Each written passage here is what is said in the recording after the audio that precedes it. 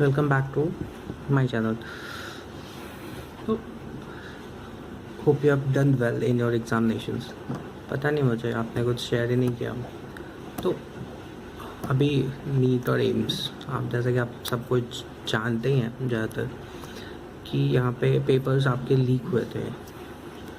जो एम्स है उसमें तो 100% लीक हुआ था। हमने स्क्रीनशॉट्स देखे जो डॉक्टर आनंद राय सर ने शेयर किए थे। मैं उन्हें पर्सनली जानता हूँ।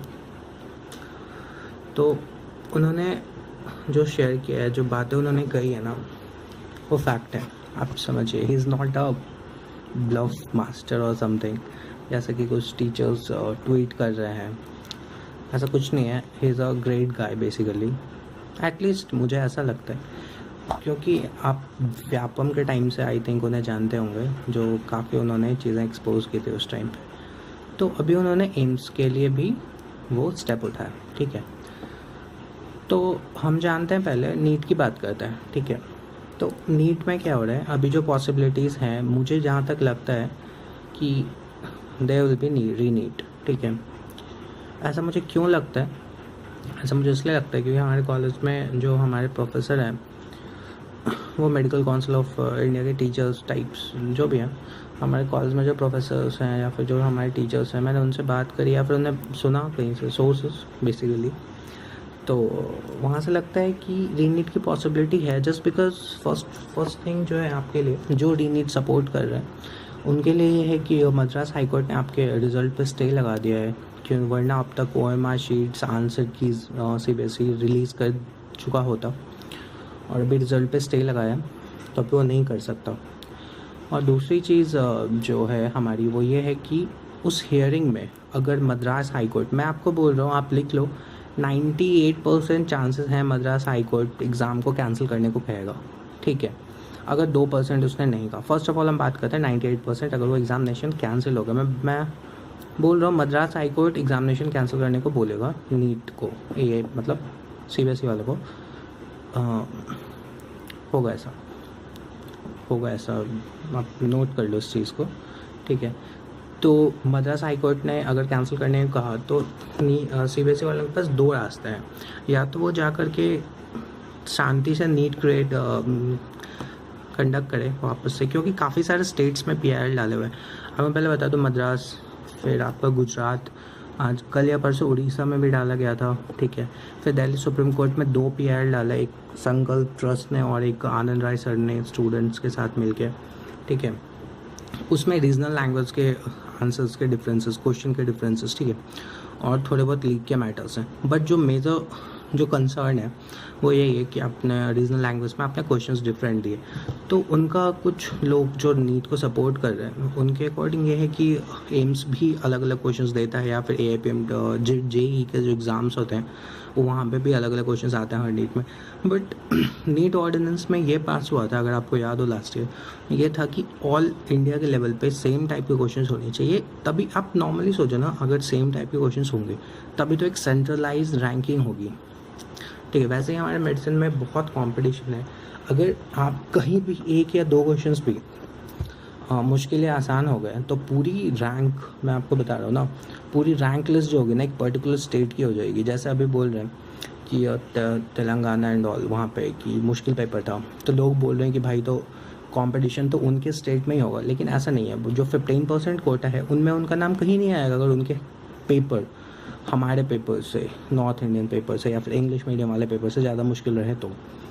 लॉजिक है, मैं आपको बता रहा हूँ, ठीक है। ये फर्स्ट थिंग है जो आपको समझना चाहिए, क्योंकि कुछ लोग आंख बंद करके बोलते हैं कि नहीं, अगर स्टेट में पेपर मुश्किल था तो या तो उनके सारे स्टेट वालों के ही अकॉर्डिंग उनकी रैंक आएगी। बट ऐसा नहीं है, वहाँ पे भी हर किसी ने तो वो लैंग्वेज चूज़ नहीं किया था। और दूसरी चीज़, फिर तो सेंट्रलाइज रैंकिंग में उनका नाम ही नहीं आएगा, फिर वन नेशन वन एग्जामिनेशन कैसे हुआ, ठीक है। सेकेंड पॉइंट जो है वो था, जैसे मैंने अभी इंग्लिश मीडियम वाला जो पेपर, जो मैंने बायो का ही पेपर देखा था, उसमें मुझे लगा कि 2 क्वेश्चंस थे फ्रॉग के, और AIPMT के सिलेबस में फ्रॉग नहीं है, पता नहीं कहाँ से क्वेश्चन आए, ठीक है।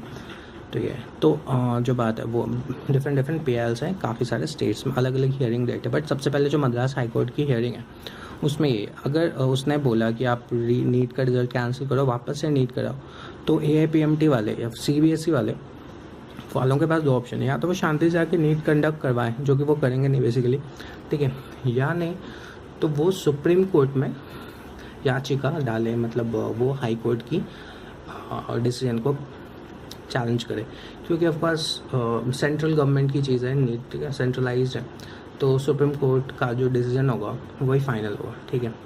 तो ये दो पॉसिबिलिटीज़ हैं, ठीक है। अगर supreme court in the worst case अगर सुप्रीम कोर्ट ने भी कैंसिल करने को कहा तो फिर वो कैंसिल ही करेंगे, फिर तो री एग्जामिनेशन होगा, 100% होगा, ठीक है। और अगर सुप्रीम कोर्ट ने कैंसिल करने को नहीं कहा, अगर CBSE वाले केस जीत जाते हैं, ठीक है, तो फिर एक और पॉसिबिलिटीज़ है जो कि मैं आपको बताता हूँ, वो भी होगा, आप देखना उस चीज़ को।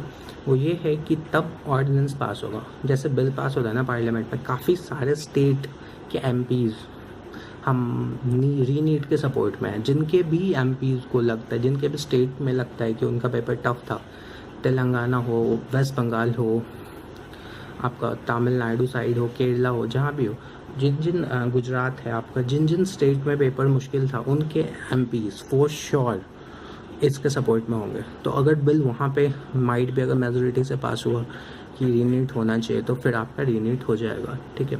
इतने सारे पॉसिबिलिटीज़ हैं नीट और रीनीट के। इस बीच एक अपडेट आया था, इसमें यह है कि आप कंट्रोलर ऑफ एग्जामिनेशन को एक पिटीशन भेज सकते हैं साइन करके, जो कि मैं नीचे डिस्क्रिप्शन में डाल रहा हूँ, आप उस लिंक पे क्लिक करें और आप उसमें अपना नाम डालें, या फिर एक नॉर्मल रिटन पिटीशन है, आप उसे पढ़ें और नीचे जैसे जैसे उसके इंस्ट्रक्शंस हैं वो फॉलो करें, ठीक है। इससे क्या होगा कि उन पे अगर मान लीजिए 5 लाख स्टूडेंट, 13 लाख हो आप नीट के स्टूडेंट्स, अगर उसमें से कुछ भी स्टूडेंट मान लीजिए 5 लाख 3 लाख का अगर पिटीशन गया उनके पास कि वो चाहते हैं कि रीनीट हो, ठीक है, तो of course they will have to think about it. Democracy है यार, ऐसा थोड़ी हो सकता है, तो डेमोक्रेसी है, आप जो चाहते हो वो हो सकता है, मेजोरिटी विंस ऑलवेज। तो देखो ये सारी चीज़ें। और जहाँ तक बात है एम्स की मैं आपको गारंटी लेता हूँ, एम्स का एग्ज़ाम फिर से होना भी चाहिए, नहीं होना चाहिए, नहीं अगर होता आप फिर से उस पर केस कीजिए जब तक पेपर ना हो, क्योंकि वो हर कोई जानता है कि पेपर लीक हुआ है। आप फेसबुक पे है, हर जगह पेपर्स हैं भरे पड़े हैं, मैंने अभी अपने लास्ट पोस्ट में भी डाला था, हर जगह फ़ोटोज़ हैं भाई, हर जगह पेपर लीक है, तो कैसे हो सकता है? तो फिर एग्ज़ाम की तो कुछ प्योरिटी बची ही नहीं, this exam is not sanitary, paper फिर से कंडक्ट उन्हें कराना ही चाहिए, ठीक है। तो ये भी लेटेस्ट अपडेट हैं, जो डॉक्टर आनंद राय सर हैं उन्होंने अभी रिसेंटली अपडेट किया था एम्स के बारे में कि उन्होंने CBI इंक्वायरी के लिए डिमांड की है, और CBI वालों ने जो है सो वो जो एग्ज़ामिनेशन हॉल में CCTV फुटेज होता है वो मंगवाया है, देखिए उससे क्या पता चलता है।